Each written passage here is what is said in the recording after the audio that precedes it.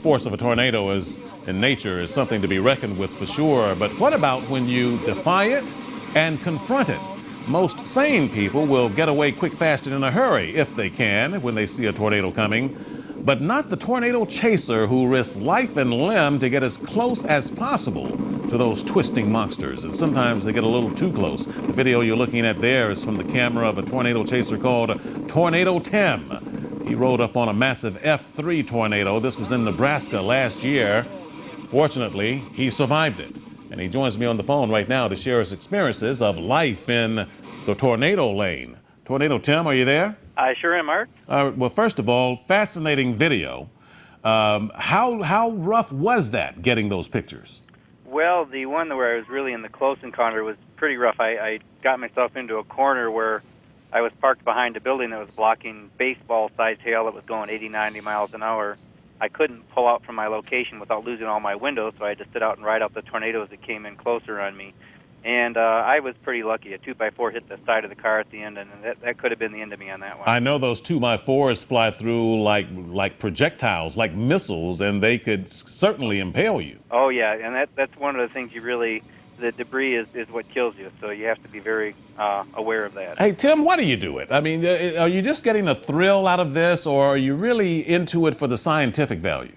I think I'm representative of the new breed of chasers that are out there where there's a lot of thrill-seeking. I do have some thrill-seeking that drives me. Definitely that's a large part of it.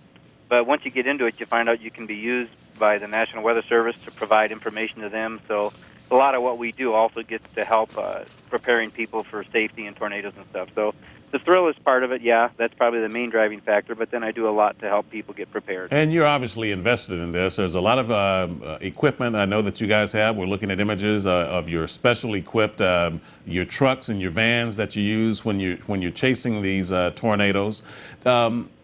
What's that like when the call comes through that there's a tornado on the ground? Well, actually, the chasers are there way before that. We're the ones that actually put the call out.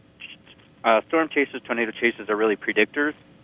So we usually are on a storm 2-3 hours before the tornado sets down, filming it and watching it. So we're there ahead of the game. Right. Now, again, I wish you could see the pictures we're seeing, but obviously you took them, and it looks as though this tornado is really, really close. What's the closest you've been to a tornado, and it was too close for comfort for you? Oh, several times I've been in the edge of the tornado. So technically I'm in the tornado, did not take a direct hit from the main funnel part, but on the edges several times. I was driving one time in Texas. We were in the Panhandle, and the storm was moving in, and it put down 7-8 tornadoes already.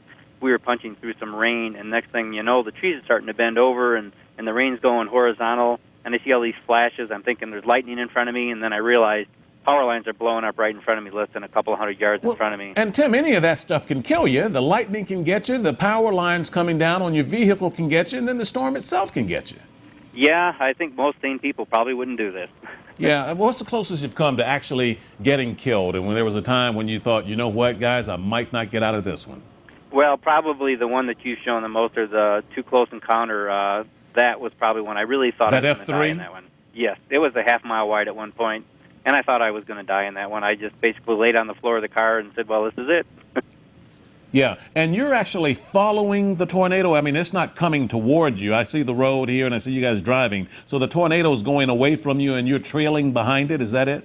Yeah, although I try to get an intercept. I try and intercept the tornado as close as possible. What do you mean an intercept? You want to get on the other side of it? Well, sometimes I try to cut in front of the tornadoes, and you get in trouble doing that, because once it crosses the road, as the one tornado seen there, once it crossed the road, my road was done. I mean, it plowed through and piled the road with debris, so if I can get ahead of it, I can film it and continue to follow the storm as it goes on. Yeah, and Tim, you know, they're saying that this is going to be a very active year. It's already been an active year. What are your thoughts on that? I think so, and I think people, especially in the north and east, need to be prepared to realize that Tornado Alley, because of climate shift, has changed a little bit. More and more of our deaths in the last 5 years have occurred outside of traditional Tornado Alley.